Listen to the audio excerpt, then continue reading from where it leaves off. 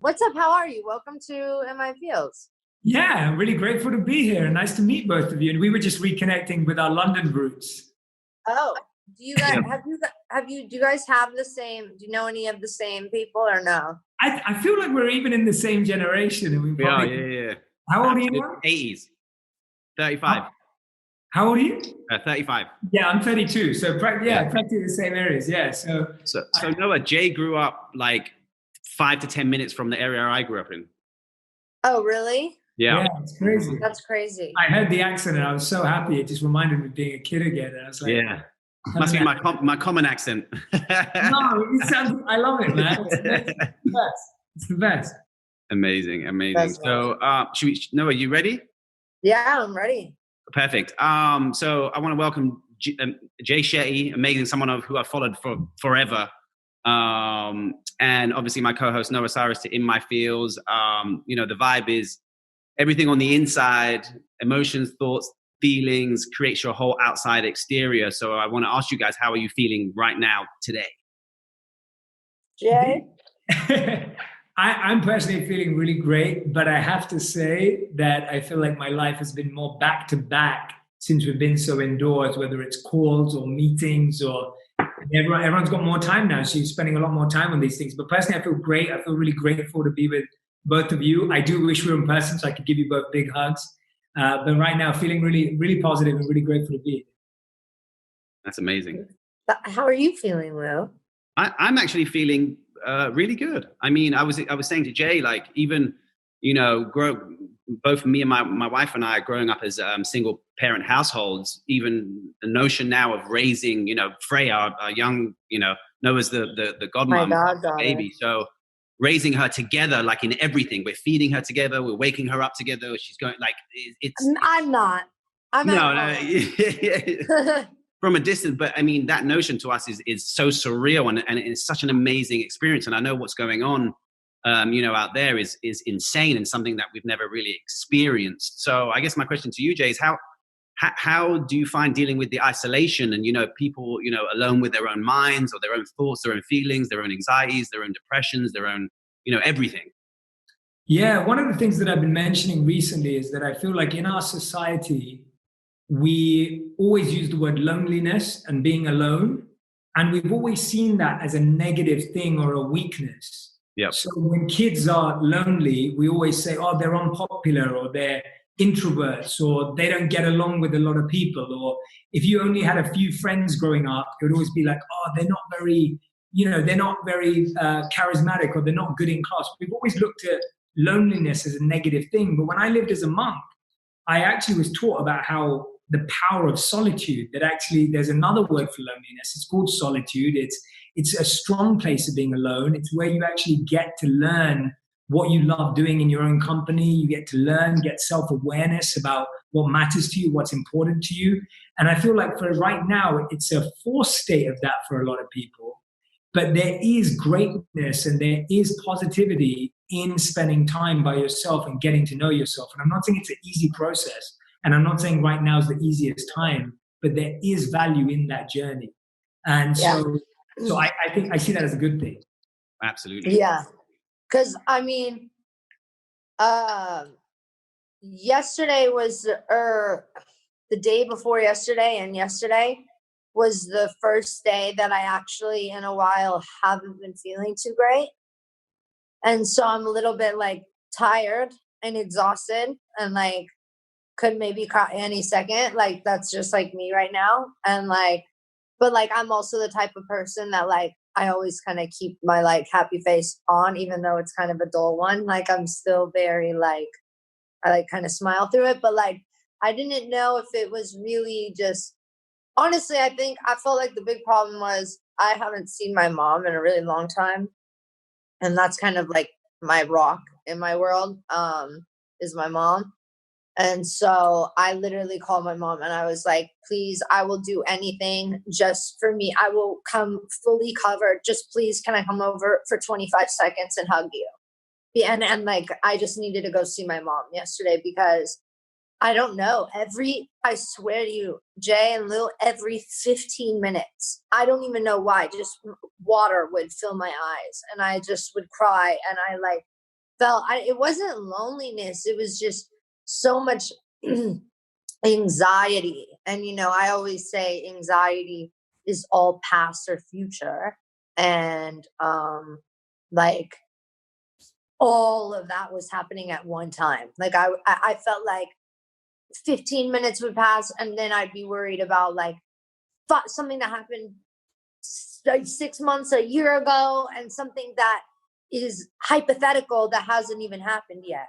And I'm still crying and it just like, it honestly was like all day and night. Like, it's really exhausting.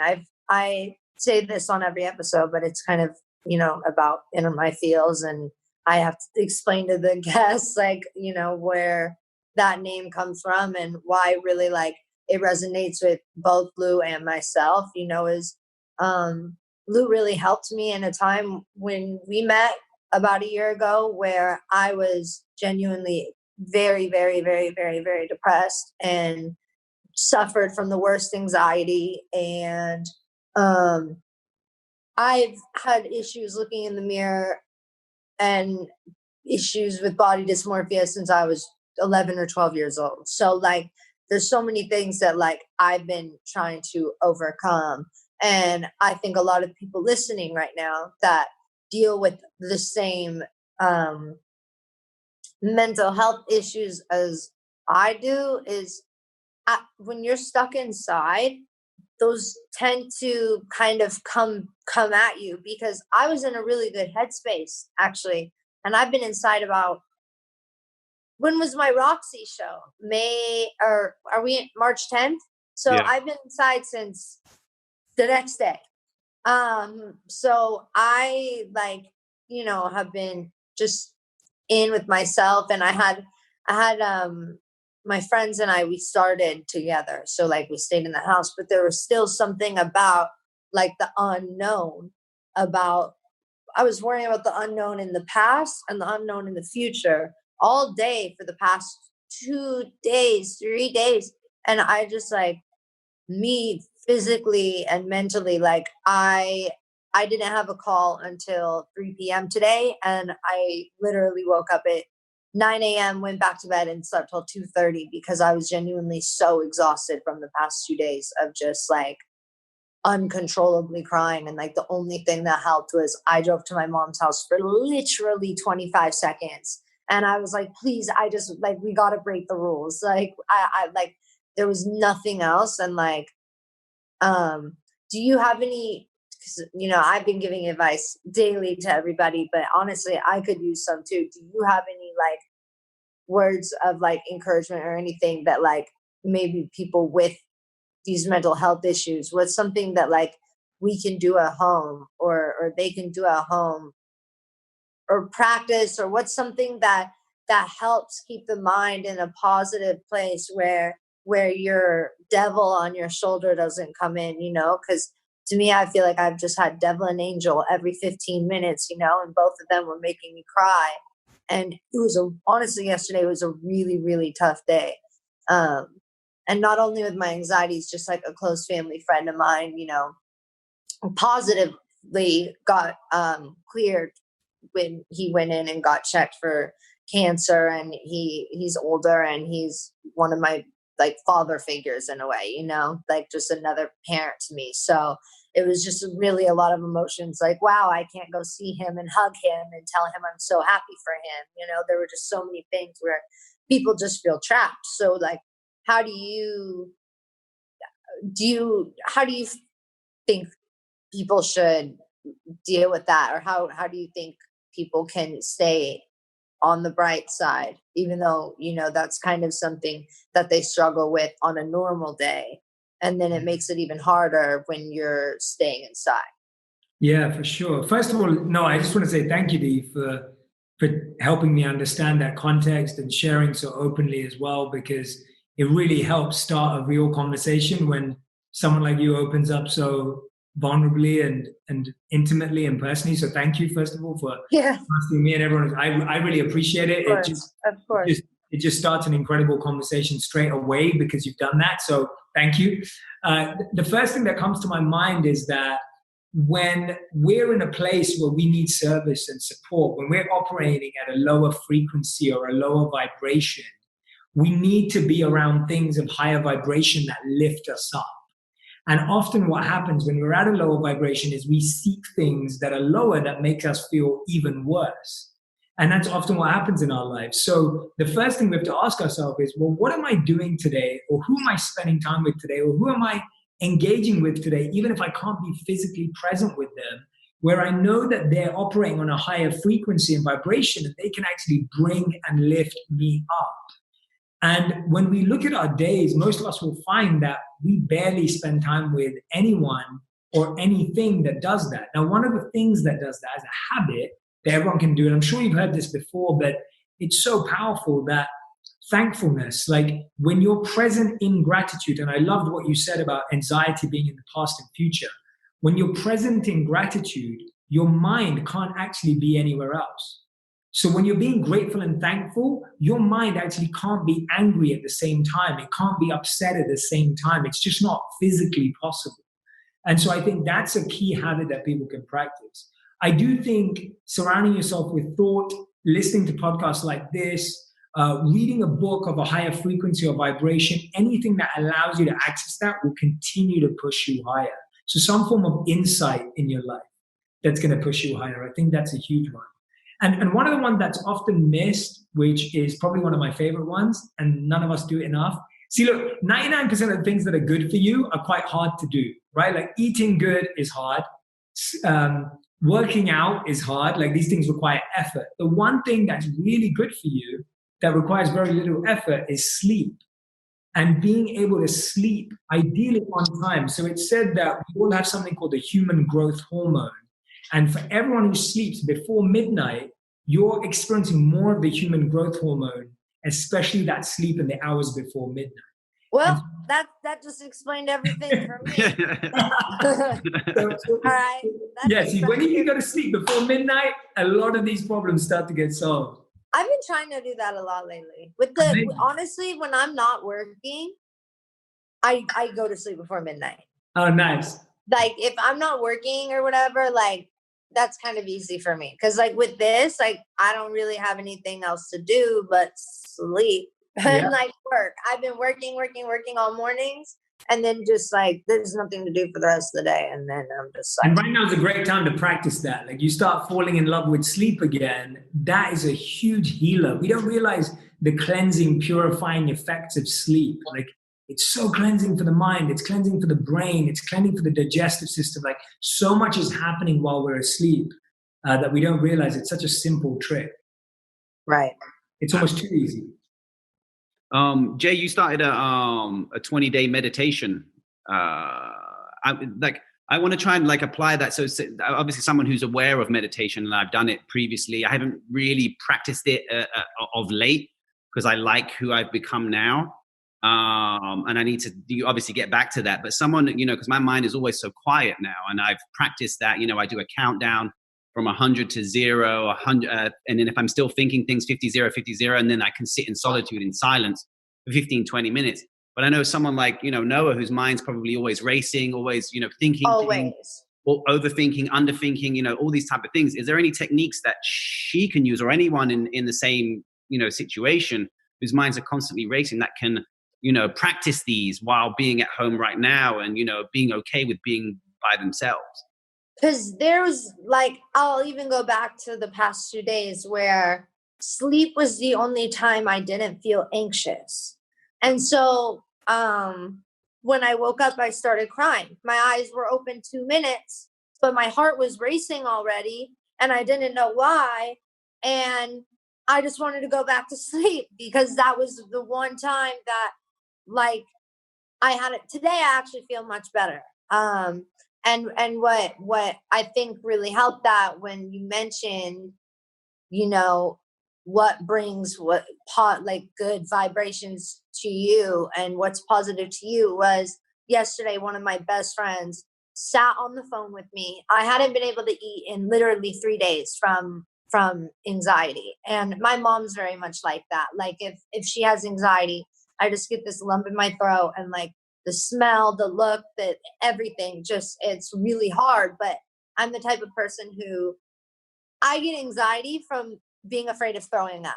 Actually, I literally get that anxiety of that. So I forced myself to eat, but I felt so bad yesterday morning, and I literally couldn't eat anything. So I called my friend, and I was sobbing, and I was like, I can't eat. I don't know what to do. Like I can't stop crying. I'm so tired. I need to eat. She said, I'm going to sit with you. Go take a little bite of this. Go turn on your bathtub. I'm going to sit with you. You're going to take a bath. She was like, let's play some music. Let's talk. Let's talk about positive things. She was like, first, let's get what's on your mind out of the way. And then let's talk about nothing. Like, let's just talk about positive things. And my friend sat on the phone with me for 3 hours yesterday and did every activity with me. And slowly I was able to eat, and I was able to take the dogs on a walk up the hill and back. And I was able to drive my car down to my mom's and finally give her a hug, because I had pulled it together. But it took that time of like good energy, you know, actually feeling. And she literally was on the phone, and she would be like, I'm so glad you're getting better. And I hadn't even noticed that I was better. And I've actually like been pretty even since then. But since I brought that good energy in, and that was almost like a calling, like God answered my prayers, because my phone rang and I was like, thank you so much, you know, like, thank you so much. And I don't know, it really helped. And I've like been pretty in the middle since then. I just feel more drained than sad. I feel like I almost got that out. Also, the women listening, maybe hormones, who knows? But let's just say I'm mixed with that and the isolation thing. Like, you're right, bringing in positive vibrations definitely helps. And I've actually been, do you listen to tones or anything whenever you sleep? Because I've actually been listening to like I don't know, the type of vibrations and stuff that I'm supposed to when I'm sleeping. And Yeah, that's awesome. Yeah, so sleep especially, like, so rhythm, that's, I don't know if you know an incredible music producer. He does mainstream work, but he's really into this. His name's Major. I don't know if you know Major at all, but he creates a lot of music at 432 hertz, and that's the tone at which music is the best for our mind and body and our brains. And so when we're listening to chimes, when we're listening to nature sounds, when we're listening to any of those, like, why are gongs famously played to relax us? Why is it that spas play particular music? All of that music is meant to calm, and that's why nature sounds are so powerful. Like breathing in line with the ocean, for example, breathing in and out to the waves, that can be so calming, because when you get nervous or anxious, what changes your breath? If you notice, every emotion in your life is connected to your breath. So when you're crying, what changes your breath? When you're happy, what changes your breath? When you're running late for something or you're nervous, what changes your breath? So your breath is connected to every major emotion in your life. So if you can learn how to breathe properly, and this is something we're never taught, and the crazy thing is, we know that athletes, musicians, singers, all have to learn how to breathe. And all of us in our normal lives, we're never taught how to breathe. It's never experienced to us. And so when we talk about learning how to breathe, it's like, oh, I just do that. But we wake up being out of breath, or we wake up and we're like, I need to catch my breath. And so breathing is so important. So for me, when I'm doing my 20 days of live meditation, I'm allowing people to get more aligned with their breathing. So I'll give an example of what happens in anxiety and pressure. What usually happens to us is either your mind is ahead of your body. So sometimes you wake up in the morning, your mind is racing, and your body's like, oh, I just want to be in bed. Or you wake up in the morning and your body's racing around trying to do everything, and your mind's like, oh, I'm still in bed.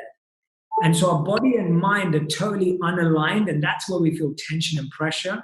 So when you breathe in for the same amount of time as you breathe out, you realign your body and mind. So when you count in for breath, breathing in for 4 and breathe out for 4, and you're counting and your body's doing the same, you're bringing it together. If you're looking at the ocean and the waves and you're breathing in as they come in and you're breathing out as they go out, you're slowing down your breath to be in line with the mind, and you're slowing down the mind for your body. So that's one of my favorite things, is working on breath work to help people very simply from the comfort of their home to actually find that stillness when they wake up. And guess what? I know what you mean. I've been there. I know what it feels like to wake up in the morning and feel like you're having a panic attack and out of breath, and you want to throw up, and you want to throw up. Yeah, I know what that feels like. And the only thing that has helped me at that time, apart from obviously friends and people like that, has been breathing and just going, wait a minute, Jay, you know what this feeling feels like? You are expecting it. Let me just breathe. Let me calm my body and mind. And now I'm back at center, right? I'm back in the grounded space. So can I ask you a question? Because sometimes I have an issue breathing when I'm in that state. Yeah. Like yesterday, I was hyperventilating, and I usually do an exercise before I go on stage, which is in for 7, hold for 8, and out for 10. There you go. And that's kind of because I literally used to think I was going to pee my pants before I went on stage. Like I would get so nervous, and even whenever I went through a lot of my depression, somebody taught me that. And so I've honestly tried to use that for everything.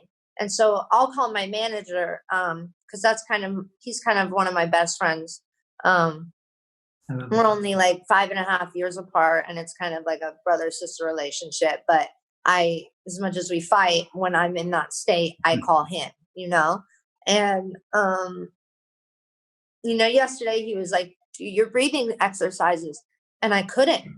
I couldn't. I literally couldn't breathe. I was holding the counter, and I was like, I can't. So yes.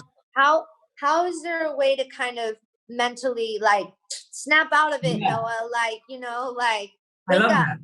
How do you kind of, I don't know if is there a way that you can kind of wake yourself up out of that panic mode of I can't breathe? Because I get to a point where I can't breathe sometimes. And that was the issue, was I was hyperventilating, and the more that I panicked, the more I thought about panicking and what I was panicking about.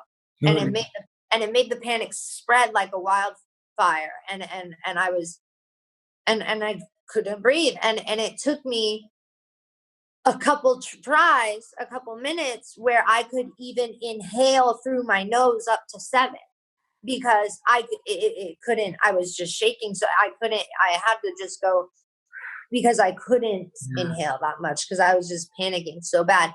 So what's kind of like a mental slap in the face to be like, get out of that, like just to help you, for people that are in a house alone. I was in a house alone, so I didn't know what to do. You know what I mean? And I was going wild.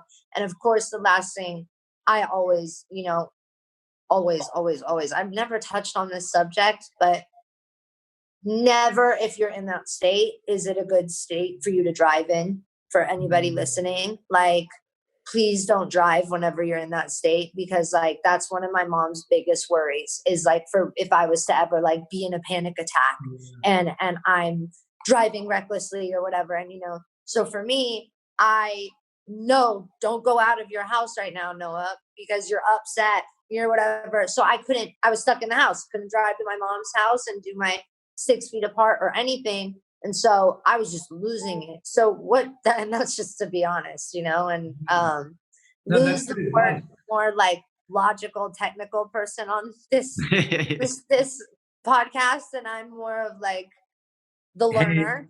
You're a great partnership. This is great. I love the Looney Tune of the podcast. So I just, what is that way to kind of pull yourself together if you can't even get yourself to do your breathing exercise? Yes, that makes sense. That's a great question. Can I give you a few options? And you can tell me which one you like, because I always like, and it's never because I'm like trying to figure out which one it is. It's just that I feel like activities and exercises are like a menu at a restaurant. Like everyone's going to like something different on the menu. And it's about finding the habit and practice that works for you, and not about me going, this is the only way that it works. This is the only thing you have to do. So all these 3 things work, and different things work for different people.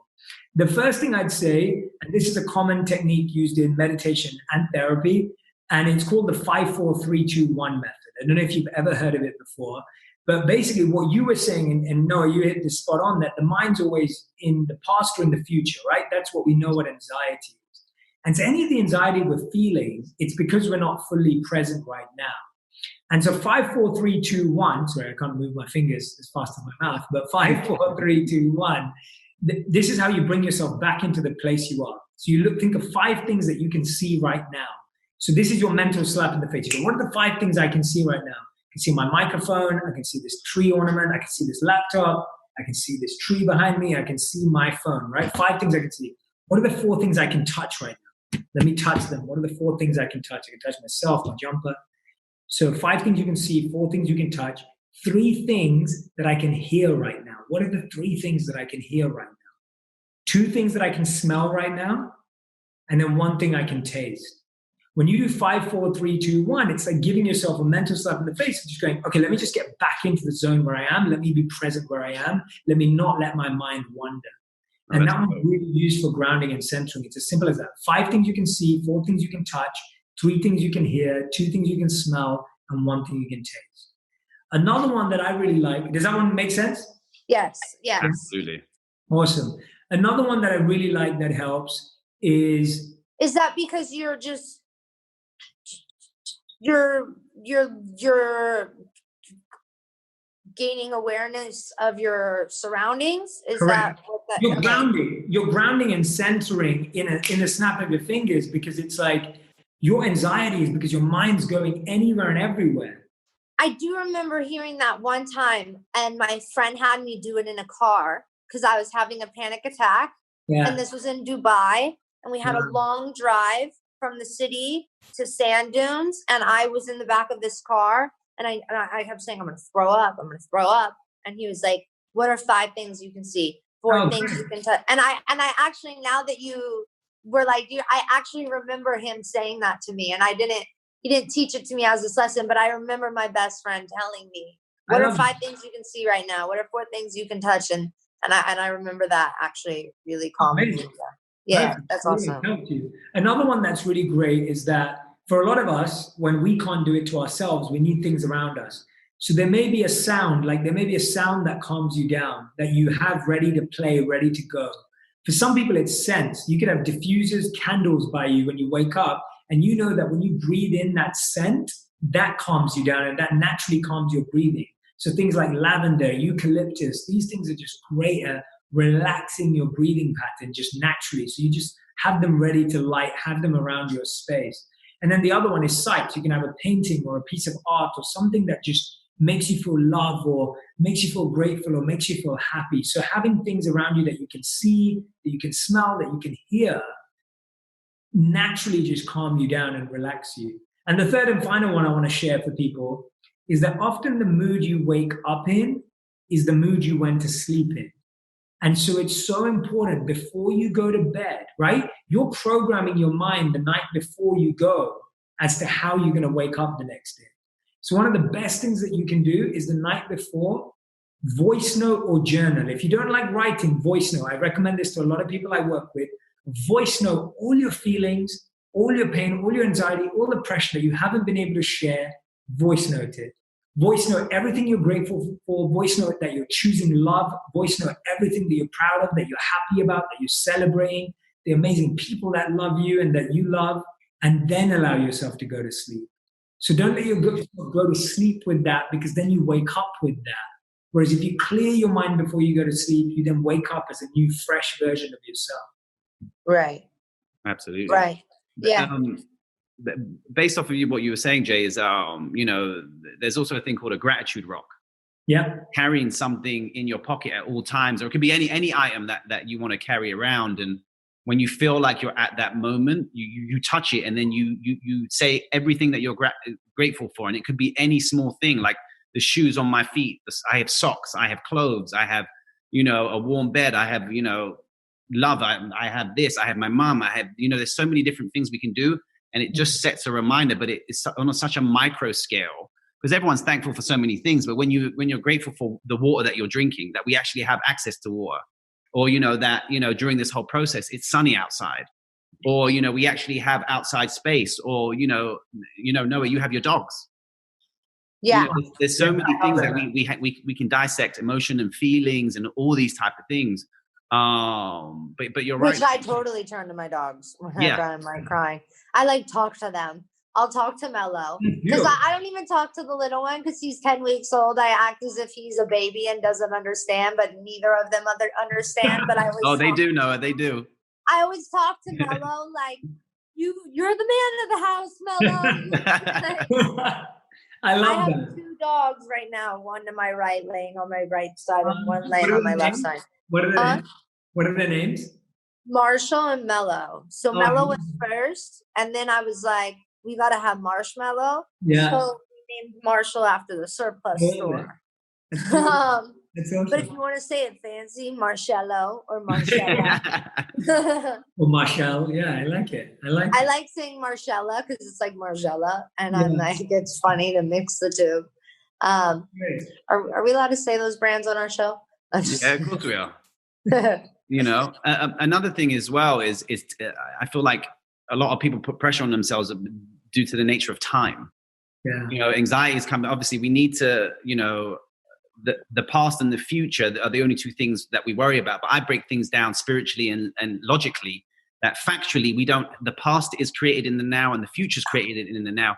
And the more awareness we have with each other, you remind yourselves, you almost, as you know, Noah being just 20, you know, when I was 20, I was a mess and I was way worse than you know. My head was so heavy for my body. I couldn't even like walk around.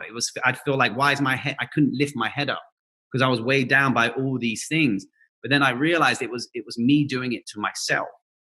And I was telling Noah previously on previous shows, you know, if you smile, if you look in the mirror at 5 minutes per day and you smile, just smile and do nothing else, you'll realize this is the dumbest shit you've ever done in your life. But then it makes you feel like you're not taking yourself too seriously. Yeah. You know, and another thing is, you know, we're here on this earth to feel, you know, love and pain and this and that. And you know, we have to embrace it. We have to, you know, this is what we're here for. We're here to feel physicality. Well said, man. And I feel like, you know, and the more we uncondition the conditioning, we can learn to use these in our daily aspects. But for you, Noah, it's okay to feel the way you're feeling. You know, don't fight those feelings. Just surrender. Lou, you know I don't. Oh, absolutely, yeah. My tears run like rivers. Yeah, there's no holding them back. And see, the thing I love about Noah is that, you know, her being she's a true artist, which are highly emotional. So, you know, people who are highly emotional, who have these thoughts and feelings, can bring attractions to them way superior than most people who don't. Like, I don't emote like that, but, you know, I surrender to the, you know, you're talking like the Jesus, the Buddhas, the Mohammeds, they operated on a 0% surrendering. So we have to get to that point, like children. You know, my daughter is in a complete 100% manifestation. I can see when she wants the pacifier, and that's what she wants in the now, and then I give it to her. So this is literally how we are supposed to be in life. And I feel like we now have to put the power back to the people to understand that your thoughts, emotions, feelings create your whole existence. And once that education comes in and we become more aware of it and understand our feelings, we'll be able to, you know, take on different tasks and be better at them. And, you know, if something bad comes in for me, I deal with it a completely different way than completely thinking the worst. Now I think the best. Or if something bad comes in and I have an emotion or a feeling, I question that feeling so much that you know, it eventually goes away. And I feel like you're getting good at that. I mean, the things that you're talking about now to when I first came on board, it's like 2 different people. And I feel like you now educating the people around you and, you know.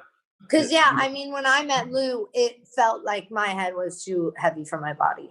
And you could see that on my face. And you could hear it in my voice. And you could see it under my eyes. And there were so many things that you could tell, you know. Absolutely. And I feel like now people just, you know, as well as it's living your absolute truth.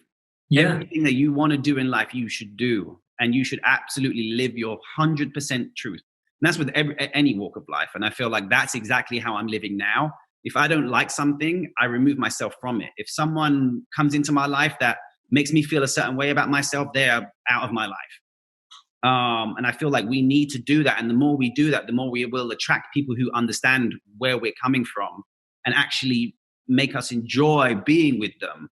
So, for example, the reason why people understand the spirituality that I'm talking about, because I don't attract anyone who doesn't. Yeah. I'm operating on that frequency. And I'm just like, Absolutely. Noah, you're so emotional. You can attract the things you want and the things you don't want just by the things you're thinking about. And as does everyone else. So we have to, educate ourselves and, bring ourselves back into the now. And I want to touch up on, living your truth and, dreams And it is a and pattern. all Yeah. that stuff. I mean, Jay, what are your dreams? I mean, what's your predominant thoughts? Like, how well do you sleep at night? I want to know all these things about you. Yeah, good questions. I believe, first of all, I just love everything you're both talking about. I think it's so relevant to everyone who's probably listening and watching right now. And, your generation, Noah, our generation, Lou, just everyone is challenged in some way with this. And first of all, Noah, I'm just so grateful that you guys are talking about these things because, we're grateful to have you on here. No, but this is like the most important subject that we could all be talking about because it impacts each and every single person. There's no one who doesn't have a mind. There's no one who doesn't have a heart. And there's no one who doesn't need to feel understood and loved. Like everyone's in that boat or ship or whatever you want to call it. And that includes all of us. And so it's so important that we're talking about this.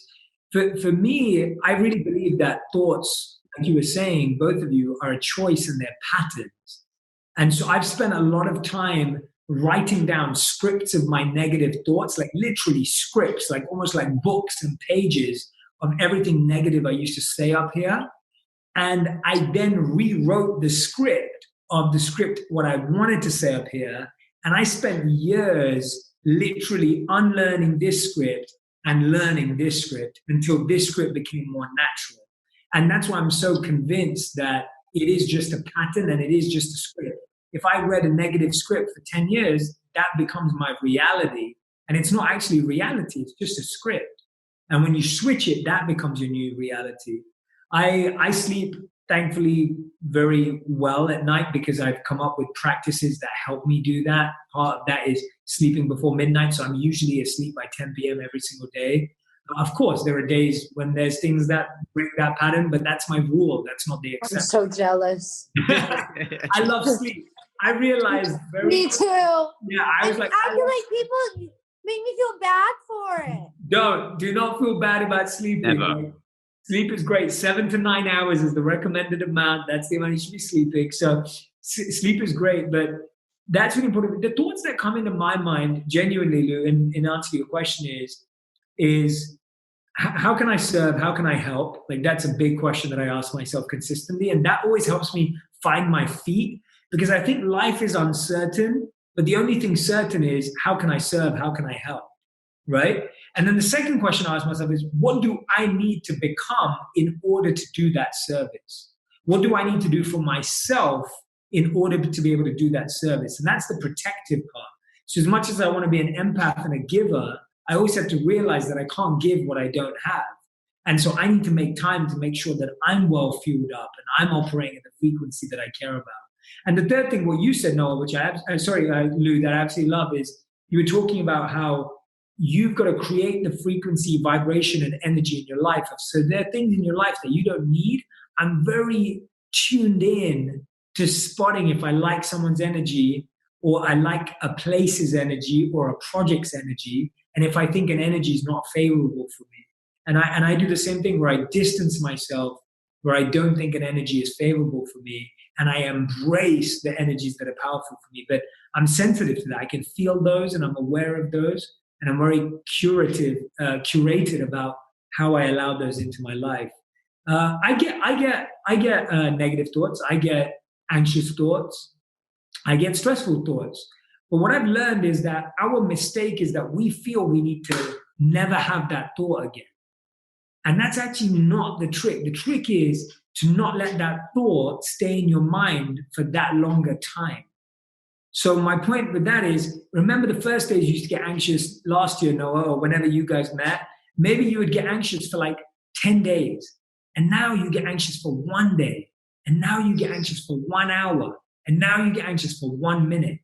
that's the journey we all have to go on together, is how do we feel a negative emotion for less time, but knowing that you'll always feel it. So now I'm not surprised. When I feel anxious, I'm like, I know this feeling. I know that this is going to happen.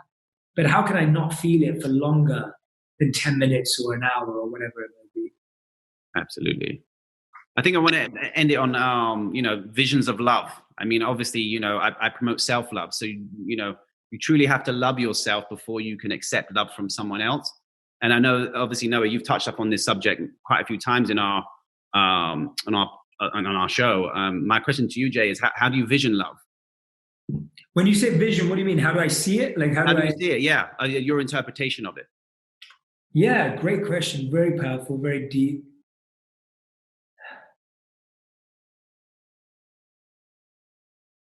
I'd say love for me is defined as understanding and awareness and reading in between the lines. I feel like when you love yourself or you love someone, you take the time to understand them and yourself. You take the time to be aware, and you take the time to genuinely read in between the lines and take the time to process what you're envisioning.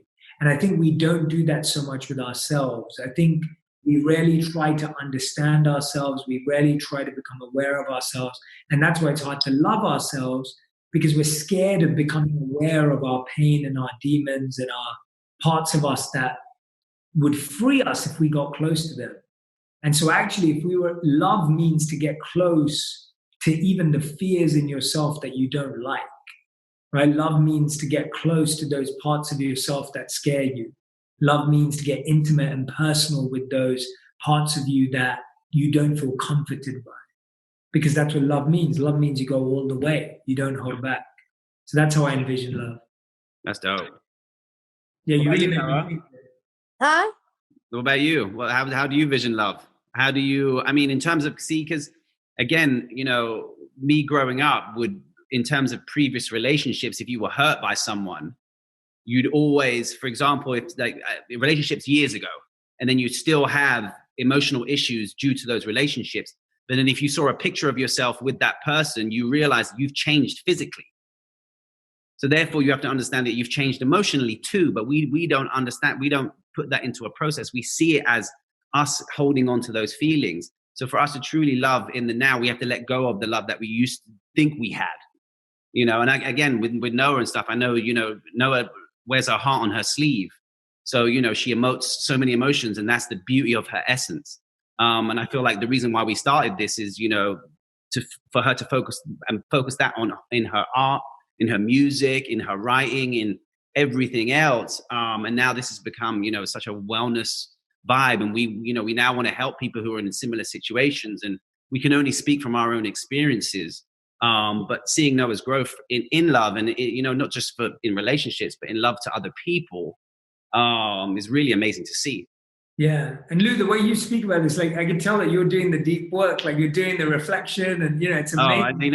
I'm not the same person as I was before this interview. So, but that's evolution for me, And I feel like as long as we feel like we're constantly evolving, that should be the main focus. Yeah, and Noah, because you're an artist, you understand, and you being able to share those emotions, no wonder when people listen to you, they feel understood. Like you're giving people, because you're so in touch with your feelings, you're allowing people to get in touch with their feelings and be okay with it.